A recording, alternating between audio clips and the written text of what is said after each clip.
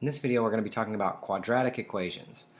So there's a formula called the quadratic formula, and when you have a quadratic equation that looks like this, ax squared plus bx plus c equals 0, and this equals 0 on the right-hand side is very important, then there's a very specific way to get x. So the formula is x is equal to negative b plus or minus the square root of b squared minus 4 times a times c all over 2a. And as it says in pink down here, you have to memorize this. It's not going to be provided to you. You just have to know that this is how you do it, and it's the same every time. So to help you memorize it, I'm going to give you a little song version that I think is pretty common, and it's sung to the tune of Pop Goes the Weasel. So x is equal to negative b plus or minus the square root of b squared minus 4ac all over 2a. So, no matter how you do it, you're going to have to memorize this. So, let's go ahead and work one of these equations. So, solve or state that there are no solutions, because it's totally possible that there are no solutions, like many of our problems.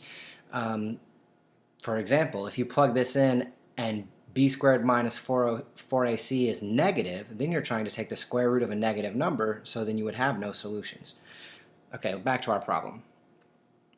The first thing is that equation above only works for ax squared plus bx plus c equals 0, and that is not what this looks like. So the first step, just like it was in the last chapter, is to get rid of all of these fractions. Okay, so we need to find a least common denominator. So we go to the first denominator, and x squared is in there. Check. Okay, so that's going to go in there. Then we go to the next denominator. We need an x. Oh, we've already got 2 copies of x. That's fine. So here is the least common denominator. And we're going to take, just like we did in section 1.1, and we're going to multiply every single thing by the entire least common denominator. And the effect of this is to get rid of all of these fractions, because when there's an equal sign and we're trying to solve an equation, we really don't like variables in denominators. Those are hard to solve for. So the first thing we do is multiply everything by the least common denominator to get those variables out of the denominators. So here, these are going to cancel out and just give us 2. Here, this x will cancel one of these x's, so this will be a 6x. And then over here, we'll just get 4x squared. Okay, so this is looking a lot better, but it's still not quite what we need, because remember, in particular, we need equal 0. So I'm going to go ahead and move the 6x and the 2 to the other side. So I'm going to subtract both of these. So these are going to cancel and these are going to cancel, giving us 0 on this side. And this will be 4x squared minus 6x minus 2. And this is fine. The 0 doesn't have to be on the right-hand side. It can be on the left-hand side. You just need 0 on one of the sides. Okay, now we want to go ahead and read off what are the values for a, b, and c. Because remember, our equation involves a and b and c, but we don't see those letters here. So a is the coefficient on x squared. In this case, a will be 4. B is the coefficient on x, including its sign. So b is going to be negative 6. And c is the constant term, including its sign. So in this case, negative 2.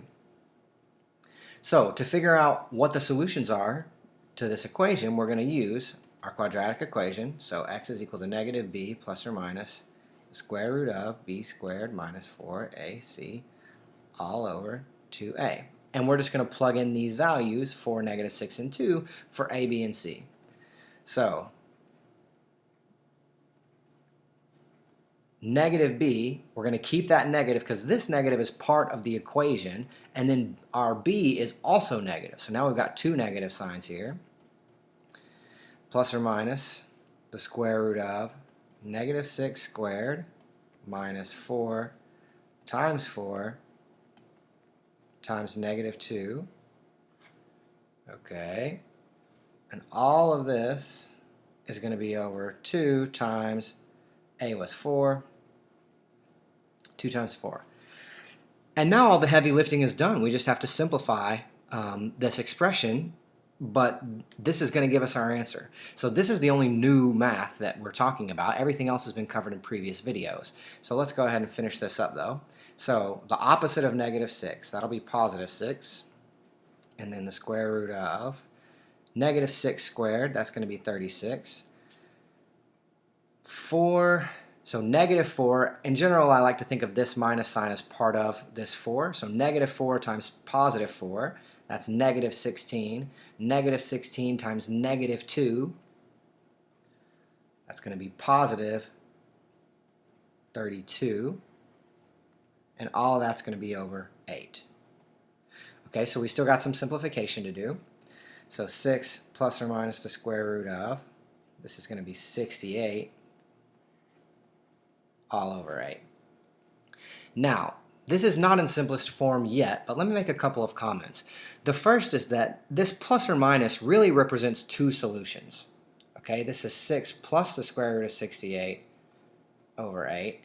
And then there's also the answer where we use 6 minus the square root of 68 over 8. So if you weren't familiar with that, that's what that plus minus means. This corresponds to two separate answers.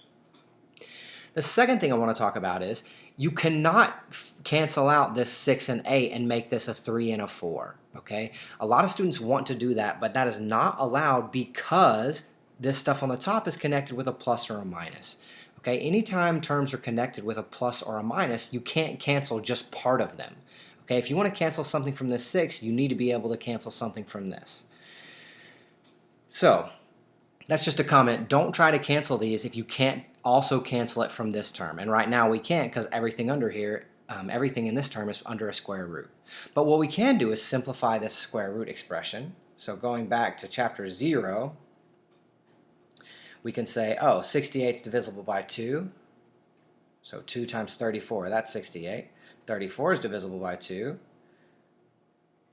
2 times 17, that's 34. And now all of these are prime.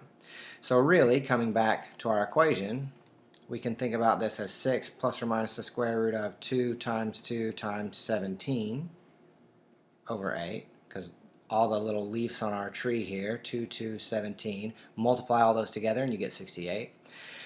And the reason we do that is because when you see two copies of the same number, those can come out from the radical as a single number over 8. Okay, so this is simpler than this, but we're still not done because now this term does have a 2 that can be canceled.